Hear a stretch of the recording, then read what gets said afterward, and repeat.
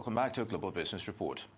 Here in Nigeria, there has been numerous calls for the revamping of Nigeria's power sector.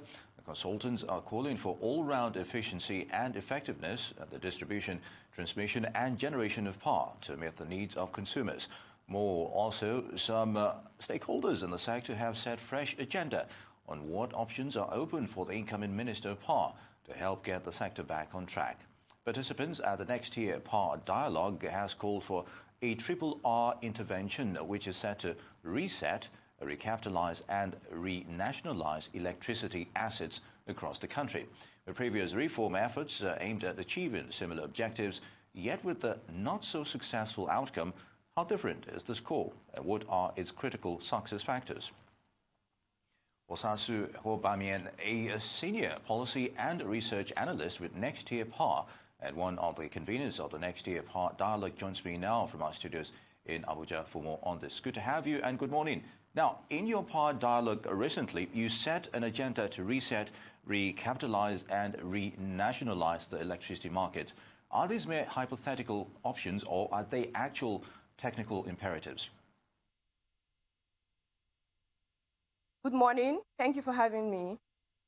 The reset, recapitalize, and renationalize options are technically viable.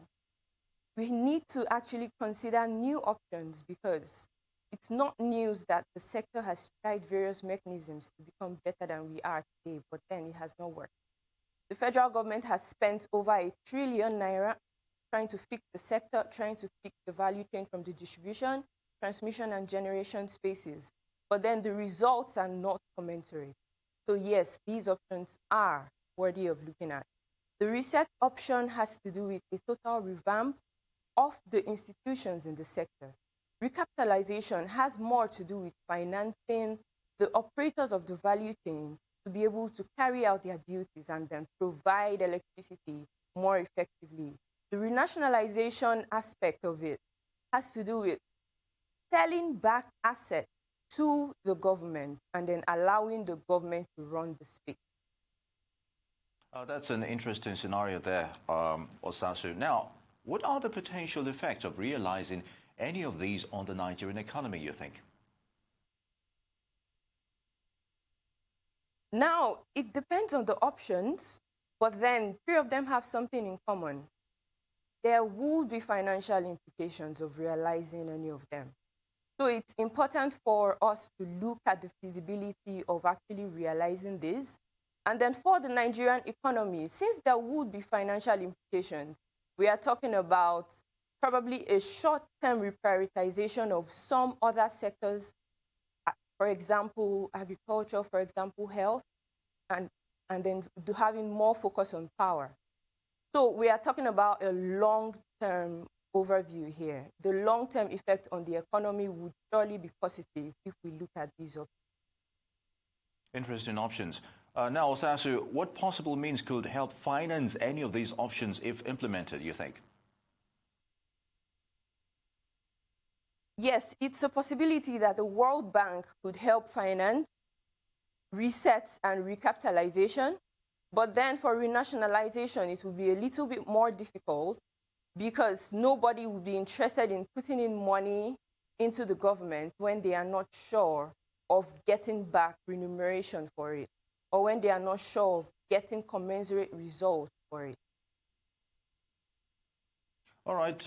Now, what are the likely risks in implementing any of these options on current power arrangement and stakeholders, especially with the coming of the likes of Siemens on board? What do you make of that? For example, if you look at recapitalizing the sector, it's going to be actually on par with what Siemens is trying to do, because Siemens is actually trying to work on the sector's infrastructure from generation to distribution. So if we're able to recapitalize the sector, there will be more liquidity for Siemens to do what it has to do. However, we also have to consider the options of a complete reset before recapitalization can be effective. If we are not able to consider a complete reset of the regulations, of the institutions, of the bodies and how they run, then we might not be able to consider recapitalization. Indeed. Now, regarding consumer rights protection, most consumers do not really know their rights, and that's very obvious here. And there has been a lot of concern about how they receive outrageous bills from discos that do not tally with the amount of electricity being consumed. Now, how can consumers know how much they consume and the various tariff classes? Now, it's true that so many consumers do not know their rights, and then even the few who do have no idea on how to exercise those rights. And then it's also true that a lot of consumers do not know their tariff classes. So I'll start from here. For consumers who are being given bills that are outrageous, they can actually do something for themselves. They can carry out energy audits by themselves. It would have been easier if all consumers were metered. We would not have this issue. But then so many consumers are not. 59% of the electricity consumers, the registered 8.9 million consumers, are not metered yet. So it is important for the consumers to know what to do. It's important for you to know how much you use per time and how many appliances you have either in your home or in your businesses. If you get an appliance, if you buy an appliance, the first thing you should do is to check either beside or behind that electrical appliance. And then you will see the amount of voltage or wattage that it consumes in an hour.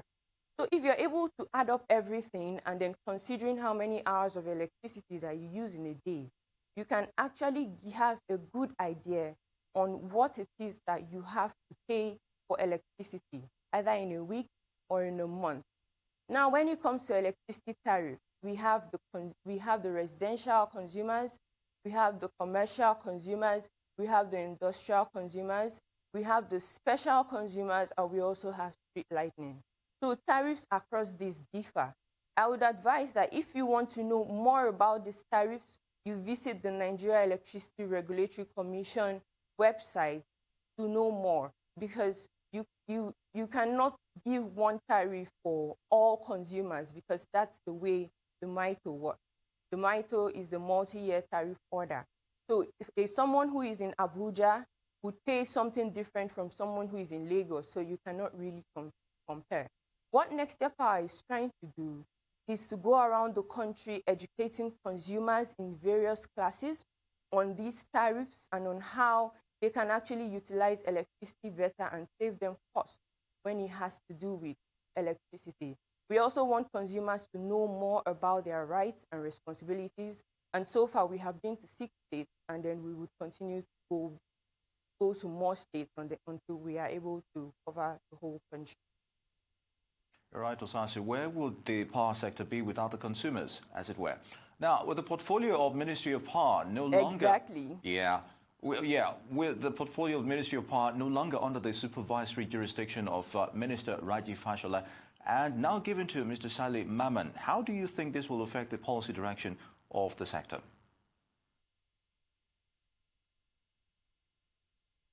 Of a truth, I would rather not give a personal opinion on how it would affect policy direction.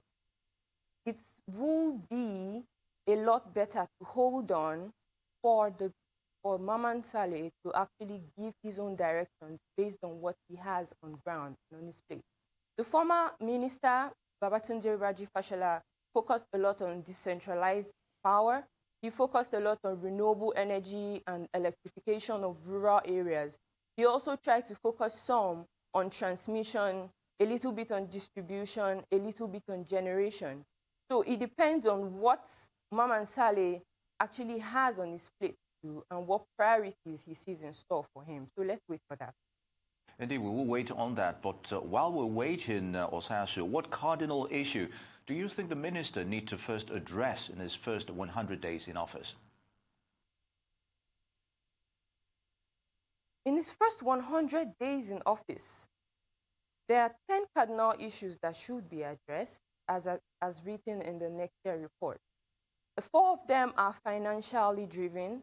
The 1 is regulatory driven, while the other 5 are technically driven.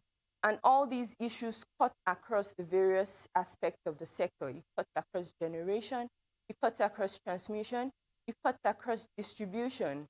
And then it also cuts across renewable energy and rural electrification. But all these things might not be able to be done in 100 days. So if we have to start from somewhere, the recommendation will be to enable the regulatory commission do its job. It's to help the regulatory commission as a sovereign body be able to carry out its job efficiently. And carrying out its job efficiently just means enabling the distribution companies, the generation companies, the transmission companies actually function as a competitive bilateral market. That would be a good place for us to start. Because if the electricity industry functions as a bilateral market, it would actually be a whole lot easier for investors to see the power sector as fit to put in their money, because they would at least be a little bit sure of getting back their remuneration. That would be a good piece. Very good, Osasu, but I'd like your thoughts on this. It's all interesting on the marketing aspect of the power sector in Nigeria. Well, let's talk about the alternatives to power generation itself. We're still heavily reliant on dams and gas power outlets, as it were. So why aren't we doing enough on wind energy and solar, as it were? Nigeria has great potential when it comes to renewable energy, especially solar. And then in the northern aspect of Nigeria, we can talk about wind as well. But then we also have to consider areas of technicalities. We have to consider financial areas. We have to consider customs and taxes. At first, when Nigerians began to consider alternative sources of energy, especially solar, it's unfortunate that we had so many instances of substandard materials being brought into the country. And then these substandard materials will be installed, and after a few months, they end up not working. This was very common with street lights in Lagos, in Abuja, in other states. So it seemed the general perception of alternative energy, of solar energy, was that solar does not work. But then it works. People are beginning to see it now. So if we are able to take on solar, even with this high capital intensiveness at the start, it would save a whole lot more for us.